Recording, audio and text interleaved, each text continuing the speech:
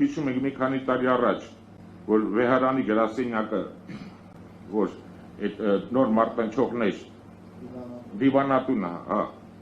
նոր մարտնչողներ մտան եւ քաբաբուտելով են զբաղված, այն ժամանակ է կային, կոչում են ազատ եկեղեցականներ։ Նրանք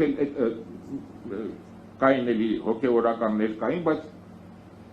ով է հիշում դրանց անունը։ Ժամանակին, որ մահացան, թաղողի չունեին։ Աշոտ նախկին սրբազանին 7-րդ օրվա ադվենտիստները թաղեցին, թաղողի չուներ։ Մինչ այդ տասնյակ տարիներ հավատարիմ ծառայել էր եւ բանականությունից զրկվեց անցավ կողմ։ Մյուս կողմից մարտնչող աթեիստների միություն կար, բարեբախտաբար մոռացվել է, ոչ մեկը չեն հիշում,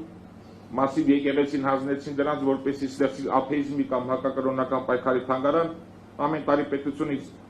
ինչպես հիմա են ասում, հարկատուների փողը տրվում էր, որ թանգարան ստեղծեն 1 տարի, 2 տարի, 3 տարի չկար, որ հանձնաժողովը գնացնում ես, տեսել այդ եկեղեցում թանգարան չկա, փոխարենը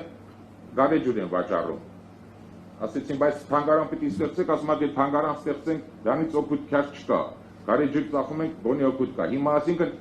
եկեղեցու դեմ պայքարողների բարոյականը եւ գաղափարախոսական տեսլականը դրան է հանգում։